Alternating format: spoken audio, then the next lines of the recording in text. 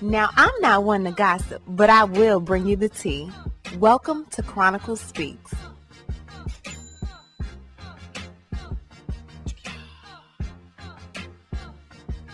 Please, I don't have any time for any gossip now. Eh? Yes. Look at it. So this Jeezy and Jeannie My divorce has taken yet another turn for the worse.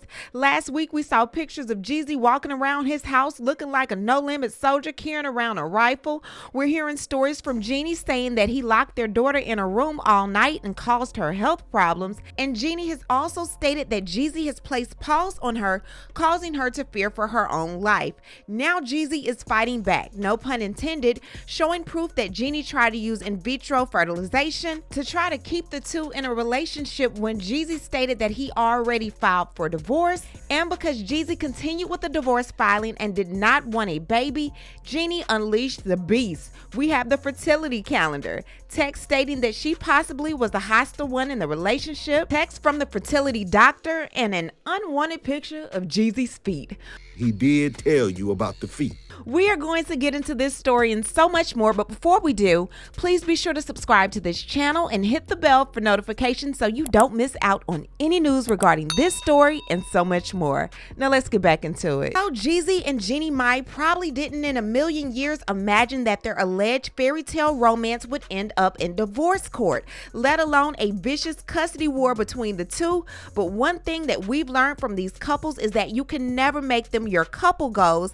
And lastly, many of these celebrities are not as happy as they would make you think they are. Simply put, a lot of them are doing it for the gram. And that's exactly what Jeezy seems to be stating Jeannie is doing. So without further ado, let's start these court docs off right, because we've got a lot to unpack. So Jeezy starts off by saying, first and foremost, to be clear, the petitioner has never held the respondent against her will ever. Petitioner has never struck the respondent with a closed fist across her cheekbone and eye, or punched or choked the respondent in any manner whatsoever. Petitioner has never pushed the respondent down any stairs. Those allegations are completely unsubstantiated. The petitioner does not own an AK-47. The petitioner specifically denies that he has left guns and bullets all over the marital home. The claims by the respondent are entirely fabricated and staged in an intentional effort to destroy the petitioner's name, brand, and reputation because the divorce action was filed. These false allegations are by the same woman who attempted to have a second baby with the petitioner naturally for over a year.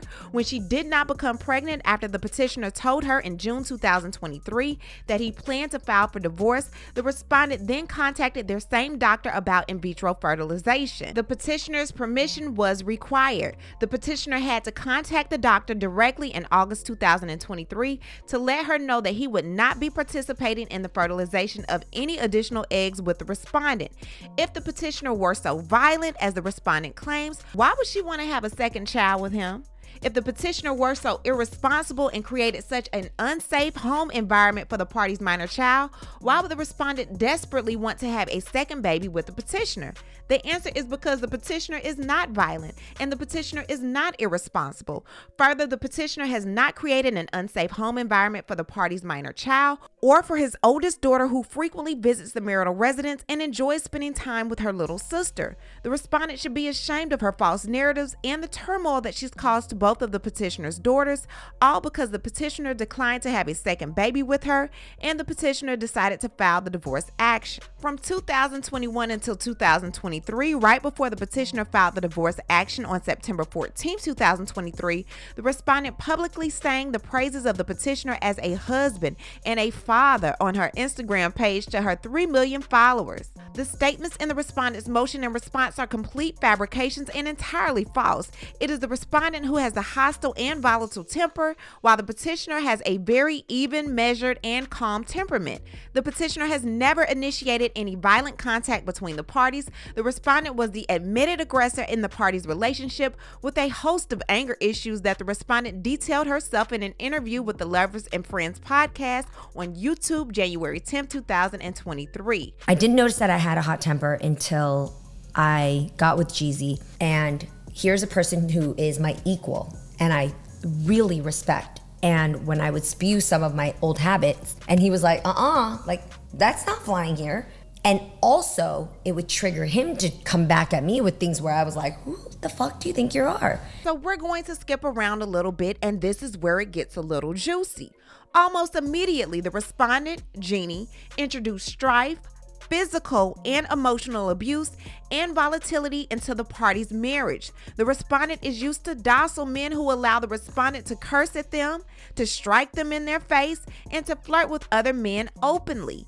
Indeed, the respondent admitted to each of the 7 marriage counselors that the parties utilized before this divorce action was filed, just like she admitted in her interview with the Lovers and Friends podcast on January 10, 2023, that she has a really hot temper. The respondent further admitted that if the petitioner ever called her out on anything she did, her first reaction was to say to the petitioner, "Who the do you think you are?" So this is the reason why Jeezy filed for divorce. We never knew why before, but he goes into that here. He says, after much thought and consideration, the petitioner contacted his lawyer to prepare his complaint for divorce and other relief in June of 2023. The petitioner did not arrive at the decision to file for the divorce lightly or on impulse. The parties had sessions with 7 different marriage counselors, other therapists, and spiritual advisors, and to no avail. Nothing worked. Ultimately, the petitioner went to get the divorce documents drafted around his late mother's birthday, who passed away in 2021. The verification to the petitioner's complaint for divorce is dated June 15, 2023. Besides the fact that respondent intentionally started an argument with the petitioner on the same evening when his mother passed away in 2021, the respondent has consistently demonstrated throughout the party's short marriage a lack of love, respect, and congeniality towards the petitioner such that he could not stay in the marriage anymore. Nonetheless, the petitioner did not rush to file his complaint for divorce, and he asked his attorney to wait about 90 days before filing. Therefore, the petitioner told the respondent that they really needed to work on their marriage, and if things did not change soon, he would be filing for divorce. Instead of trying to improve their marriage, the respondent unilaterally decided a couple of weeks later that she would contact the party's reproductive endocrinology and infertility doctor to start the process of IVF implantation of another embryo to have a second baby with the petitioner. Based upon petitioner's information and belief, the cost for the IVF pregnancy is about $20,000 to $30,000.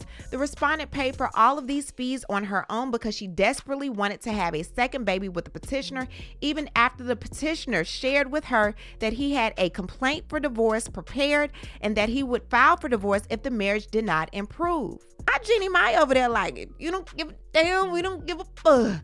Sis is over there doing what she want to do. She really don't care what's going on. Now it goes on to say, ignoring the petitioner as she would usually do, the respondent began getting the shots necessary for the IVF process, and she started taking the prescribed medicines necessary to produce a viable egg, as if this process would somehow change the petitioner's mind about filing for divorce. The petitioner wanted the parties to seriously work on their marriage to get it back on track, but the respondent's primary focus was having a second baby. The respondent, who has always been the most rational, mature party in the marriage, explained to the respondent that there would not be another IVF pregnancy.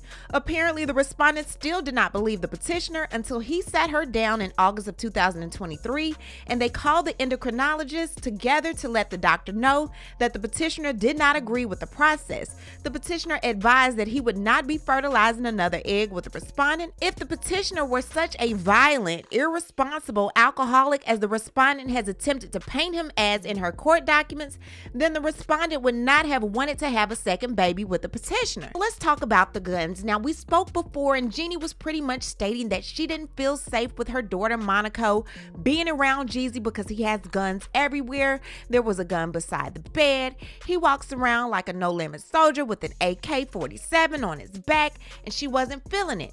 So her attorney sent a letter to his attorney pretty much stating, before he can get Monaco again, we need a picture of a safe showing that all of the guns have been put up, including the gun that was beside the bed in the basement. So he speaks about that here. The petitioner sent the photos of the 4 guns and the safe to his counsel on April 1st, 2024, and his attorney sent the photos to respondent's counsel on April 1st, 2024. In response, respondent's counsel sent a photograph of a large gun on the floor in the guest bedroom on the basement. While the petitioner does not not own the gun in the photograph. That particular gun was removed from the marital home before the respondent moved out with the party's minor child on October 11, 2023. The photograph was clearly staged because the petitioner did not leave the gun in the middle of the floor. Petitioner explained this to his counsel, that particular gun was not at the marital home anymore, but had been moved to another property that the petitioner owns. So after that, Jeezy was like, I need to see my baby. Where is my baby? And Jeannie's attorney pretty much sent an email to Jeezy's attorney stating that they cannot move forward and they need to get a consent temporary order in place. Jeezy is excited to see his daughter. He hasn't seen her in a long time. He sent the pictures of the guns. He's ready to get everything started. So he sends his caretaker to the home that both he and Jeannie Mai shared in California. The caretaker's outside waiting for hours. I'm ready to get the baby. What's up with the baby? Unbeknownst to not only Jeezy, but the caretaker as well, Jeannie no longer lives in this house. All the furniture is gone. The 2021 Range Rover he bought her, everything. In other words, according to Jeezy, Jeannie is playing gatekeeper with their baby. Okay, so this document is 153 pages. I wanted to point out the important parts to you, so take a listen to this. The petitioner owned firearms long before the respondent asked him to marry her and all throughout the marriage. The alleged concern about petitioner's ownership of firearms and gun safety only became an issue after petitioner filed for divorce against respondent.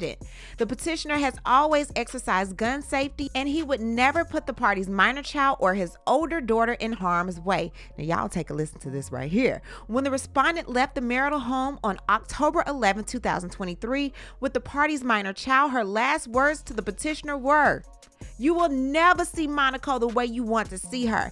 Get your 7 lawyers together because you are going to pay me." Now let's continue. There are so many false, fabricated, exaggerated, and self-contradictory statements in the respondent's motion and response that it is impossible to respond to each and every single misrepresentation. Clearly, the respondent is making an intentional, concerted, and strategic effort to damage the petitioner's name, brand, and reputation. The respondent has been instantly successful in her mission. She wants the goodwill that has taken years for the petitioner to build in the community destroyed, and for what? The posture before this honorable court, to win in the court of public opinion. How much will it ultimately cost the petitioner financially in sponsorships, endorsements, brand deals, and the like, because the respondent has labeled the petitioner as a gun-toting alcoholic abuser who has no regard for the health, safety, and welfare of his own baby girl. Seems like the respondent would have initiated this divorce action herself if the petitioner were such a nightmare of a husband. Yet with allegations and no proof, the respondent has single-handedly damaged the petitioner's career with a single court filing. Hopefully, once the truth is revealed to this honorable court, the petitioner's fight to be an active dad will not all be for naught. Now, according to Jeezy, Jeannie Mai is the mother of his child. He does not want to go tit for tat with her, but because she's put this disheartening, untruthful information out about him that can damage him as a businessman, a father, a person, a friend, a family member, he's ready to go for it. So he goes and he says this about her. Specifically, very soon in the marriage, the respondent began to demonstrate signs of manipulation and control. As soon as the parties, who were newlyweds, moved into their new marital home in Atlanta, the respondent's brother and the respondent's mother all moved into the party's marital home without any regard for the petitioner. Then the maternal grandmother's best friend and her husband would come stay at the marital residence for 2 to 3 months at a time. No one checked with the petitioner to see if this arrangement was agreeable. Moreover, if the petitioner did not agree fully and completely with respondent on any issue, the respondent would not hesitate before cursing at the petitioner and aggressively slapping the petitioner in his face. Really? One of the first such times was very early in the marriage in the fall of 2021 when the parties were discussing the petitioner's finances. The respondent did not agree with what the petitioner was saying, and she aggressively slapped the petitioner in his face with her entire hand. Jeannie said, "I don't use half-handed slaps over here. I slap you with my entire hand." On another occasion, on or about January 18, 2022, the parties were in Miami on a private yacht with several of petitioner's friends. While petitioner went to utilize the restroom, the respondent gave another gentleman her phone number. The petitioner actually witnessed his wife putting her cell phone number in another man's phone. After she had been flirting with the same man all day on a yacht, the petitioner waited until the parties left the party to discuss the matter with her. I know that's right, Jeezy. He said, "You know what? If you gonna lie on me, I'm gonna tell some lies on you too, because I honestly don't see Jeezy sitting there letting all that happen. Jeezy done got slapped, Jeezy done got punked, Jeezy done everything but what Jeezy said he would do in them raps. The petitioner did ask the driver to step outside of the vehicle because both parties are public figures, and the petitioner was not familiar with this particular driver. Petitioner, being a concerned husband, simply asked respondent about the incident and inquired into why she would give out her phone number, particularly after they had previously discussed a similar incident on different occasions. During this specific incident, while the petitioner was in mid-sentence, instead of respondent utilizing her verbal communication skills, she instead turned around and slapped the petitioner in his face so hard and aggressively that the petitioner's reflexes was to get respondent's hand out of his face. The respondent later apologized for flirting with that man and voluntarily changed her cell phone number. And this is her apologizing about that night. I get that you aren't in a good space with me. I hate it, and it hurts very much, especially when you told me, and I agreed that we should be friends even when we have turmoil. I am trying to stay out of your way, so tell me how I can do that to give you your space, even when I don't understand how this rumor just plummeted us back to square one underneath the pile of everything you were holding against me from 3 years ago. I just ask, please don't ignore me or further break the spirit of our home. Our love made this household. It's literally like turning off the heat in every room. Why would our own kids want to be here? One home, Jay. One home is what we are fighting for. You and I make that home. I get that you need space and peace, and I deeply respect your ask. This situation will soon pass. What I am doing to fix myself has begun. So in this time, how can I give you the space you need without us living like strangers or ignoring simple things like text? Remember our wishes when we were in a good space? It shouldn't be all thrown away because of the challenging moments. We deserve to give each other the positive sides of ourselves, what they wish for, our actions in between these moments. Feed the love we are fighting to have. Here is my new number. Although I brought it upon myself, it was a very humbling process to see how accessible I was to everyone around me. All said, I have learned, and each inconvenience around this continues to punish me. Please see this one mistake as the child in me who learned a very hard lesson to become the wife and woman she is today. Now, Jeezy continues to say, on the third occasion on April 14th, 2022, the parties were at the Ritz-Carlton Hotel in San Francisco. Before the trip, because the respondent moved her brother, her mother, the maternal grandmother's best friend, and her husband into the party's marital home in Atlanta without petitioner's knowledge or consent, the petitioner was unable to spend any quality time with his wife alone, and the parties were still basically newlyweds. The petitioner asked the respondent if they could spend some quality time together in their California residence. The respondent agreed, but when they arrived, the respondent's family members were there too.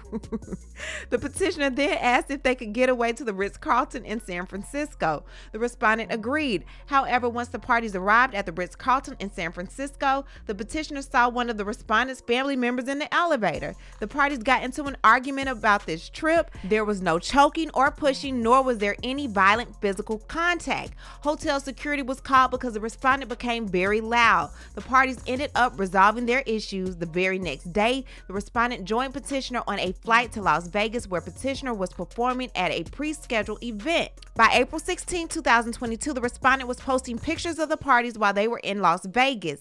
By April 18, 2022, the respondent was apologizing to the petitioner for her behavior. And by April 19, 2022, she was apologizing to the petitioner again. And in the text message proof Jeezy provided, it says this is from Jeannie. Every time we are in the same vibration, we make sense. Our whole story makes sense. Our journey before us makes sense. There is never a doubt except why we didn't meet earlier. When we are one, let's take this time to back up and adjust our lens of who we are to one another. I am not just your wife. You are not just my husband. I have no right to harm you or treat you any less than you deserve. And same you to me. The same way I can't harm Monaco because she isn't just mine. There's a lot we have to learn. I really believe that if we get it down, we will be on our highest selves we have never experienced before. I ask that we both need accountability. I just realized we are each other's accountability. Like your friend Barry said, if one of us fail, we both lose the greatest things he gifted us. He can also taketh away. Thank you for taking such sweet care of me and us. My wounds feel comforted. I hope I tended to yours the way you needed to. I love you, Jay. The next text proof says, I am willing and defiant to heal, my love, that I can promise on my daughters, my soul, my family. I just can't do it alone. And I don't want to either. Meeting you on November 28th changed my life forever. You taught me love. You showed me a vision in marriage I gave up on. How I know you are my heir is that I get up needing to breathe you and fall asleep needing to feel you every single day. I am refraining from calling you now. That's how much I miss my king. You would never get anything done if I carried on about you the way I feel. I love you, Jay, in every action of the word, and I want to show you every day we have. So Jeezy is pretty much showing all of the events that happened after what she supposedly said happened in the Ritz-Carlton. And like he's saying, look, if I did all of that to her in the Ritz-Carlton and she was so afraid for her life, why is she speaking to me like this now? Jeezy goes on to talk about the golf carting incident. So let's get that cleared up. So on June 19, 2022, it was Father's Day. Jeezy had his whole family over, his dad, his stepmother, his sister, his daughters, everybody. They were having a good time. All of his children, they were having a very good time. So they're drinking wine during the day, chatting it up. Jeannie ends up gifting him a golf cart. And on the front of the golf cart, there's a tag that says, Great Dad. So after everybody leaves, they decide to go around on the golf cart. He's never driven one before. He does not know how to make a left turn. He makes a left turn, both of them fall off. He sustains injuries. She sustains injuries, but Jeezy is like, why is she using the pictures from her sustained injuries and saying that this is pretty much what happened to her at the Ritz-Carlton? She's saying, I've been abused by Jeezy, and then she posts these pictures. She has these pictures come up. No, if you really read into the document, she had those bruises because they fell off of the golf cart, and he had the same bruises. But then she goes on to say, hey, you were intoxicated. We got to do better. So he's saying that wasn't the truth. I had some wine, but I was not intoxicated. Now let's get into Jeannie Mai and these pictures of Jeezy walking around with what they said was an AK-47, and he's going to explain exactly why he had it in his hand. Now it says the video shows the petitioner's nightly routine. He usually checks the house and all doors before setting the alarm and going to bed. Because petitioner's safe where he keeps his firearms is located upstairs, the petitioner is seen coming from upstairs with his gun, setting the alarm in the marital home, and retiring to the basement with a cup of tea, which is where the petitioner began sleeping when the divorce action was filed. To protect himself and his residence, the petitioner took one of the guns with him in the basement. No one else was at home with the petitioner on the evening of September 27, 2023. The respondent has no other angle to keep the petitioner from exercising parenting time with the party's minor child to try to paint the petitioner as an irresponsible gun owner. Nothing can be farther from the truth, and for the record, the petitioner does not own an AK-47. Now, Jeezy is supposed to be able to communicate with his daughter on FaceTime on Mondays and Wednesdays, and he said that Jeannie has not adhered to that at all. He did get to see his daughter on April 8th, and when he got her, he said she was cussing like a sailor. But now she's starting to mix Vietnamese. Like, she popped out the other day saying, what the hell? He said it was a time when Mama Mai had Monaco and Mama Mai went to Popeye's Chicken and left the baby in the car. He said it was another time when Mama Mai had a piece of plastic over her face and was showing Monaco how to pretty much delete herself with plastic if she suffocated. I cannot talk, I can die easy. You see that? That's how you try to kill the people, like that. You know what I mean? But don't do it with your grandma. And speaking of deletion, let's get into this. It is quite audacious of respondent to remotely allege any physical abuse by the petitioner when it is, in fact, the respondent who is physically, verbally, and mentally abusive towards the petitioner. Respondent's failed attempt to control petitioner has exasperated respondent's desperate attempt to assassinate petitioner's character. Since the inception of the party's marriage, respondent's erratic behavior and jealousy towards petitioner's work schedule caused imminent problems for the parties. In fact, respondent's behavior was so capricious that she would often threaten to end petitioner's career when he refused to yield to her demands to cancel appearances and professional obligations to stay home with her and the party's minor child. Although petitioner was empathetic towards respondent's mental well-being, the ultimate decision to end the party's marriage came after respondent admitted that while taking a bath with the party's minor child, she had considered drowning herself and their daughter. Baby, if what he's saying is true, knew Jeezy was going through a lot, getting punked, getting beat, and child just getting put out of his house. Had the whole family not only in the house, in the California house, and also in the hotel. He couldn't escape them. Child, you have to let me know what you think about all of this going on with Jeezy, Jeannie, and their little baby Monaco. Leave a comment and you know how we do. We'll talk about it down below. Talk to you guys later. Bye. As always, thanks for watching. Don't forget to hit that subscribe button, hit that like button, and hit that bell so you don't miss any of my new episodes.